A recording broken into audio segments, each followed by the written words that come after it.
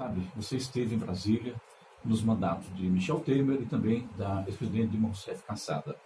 Michel Temer preso, Dilma Rousseff caçada. Como é que você avalia o trabalho da Procuradoria-Geral da República?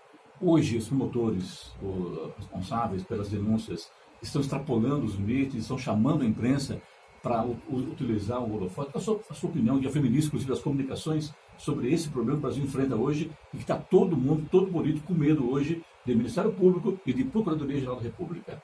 Bom, primeiro, quem não deve, não teme. As pessoas que estão na vida pública e que têm uma conduta correta, eles estão serenos, tranquilos e confiando na justiça. Eu confio na justiça brasileira e no Ministério Público. Às vezes, alguns querem generalizar algo que é exagerado por parte de alguns. O Ministério Público cometeu alguns exageros? Cometeu, mas tem acertado muito mais do que errado. A mesma coisa a justiça brasileira. As instituições estão funcionando. Os equívocos ou os malfeitos apontados, infelizmente, grande parte deles foram confirmados. Então, o que nós precisamos é ter mecanismos que inibam os excessos, porque eles existem. Mas nós temos que ressaltar que tanto o Ministério Público quanto a Justiça Brasileira, o Poder Judiciário, têm funcionado de uma maneira adequada e respondido às demandas de indignação da sociedade brasileira. Quando você fala em mecanismo para coibir esses excessos, quais seriam esses mecanismos? É a aprovação com muito cuidado de uma lei de abuso das autoridades, mas que não sirva para inibir a ação do Judiciário e do Ministério Público, porque isso seria inadmissível, seria um retrocesso.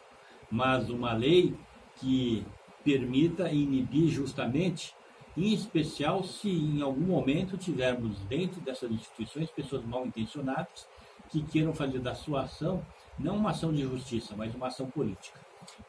Prefeito de São Paulo e também ministro. Você esteve com a Dilma e com o Michel Temer, que eu falei agora há pouco. A reforma da Previdência, nessa época que você estava em São Paulo e também como ministro, já estava a coisa complicada, isso era visível e logicamente não era da sua pasta, mas você acompanhava nas reuniões da presidência para informar sobre isso. Olha, eu quero dar aqui um testemunho da época que eu ainda era deputado federal. Eu tive na época 2 ou 3 reuniões com o presidente Fernando Henrique, junto com alguns ministros, onde nós entendíamos que deveria ser, naquela época, aprovada uma reforma com início de vigência 20, 30 anos depois. Porque o tempo passa rápido e é uma reforma difícil. Porque sempre tem a expectativa que alguns direitos vão ser eliminados, e isso é muito ruim. Então, a grande reforma poderia ter sido feita há 20, 30 anos atrás, com vigência, início de vigência agora.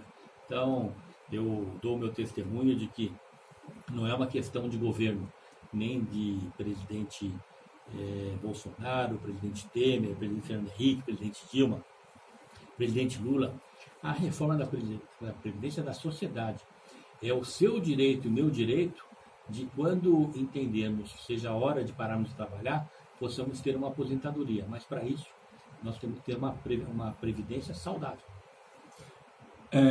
Você, por exemplo, hoje está aqui na Rádio Jovem Pan, em São José dos Campos, falando com os nossos ouvintes, com os nossos telespectadores que acompanham pelo YouTube.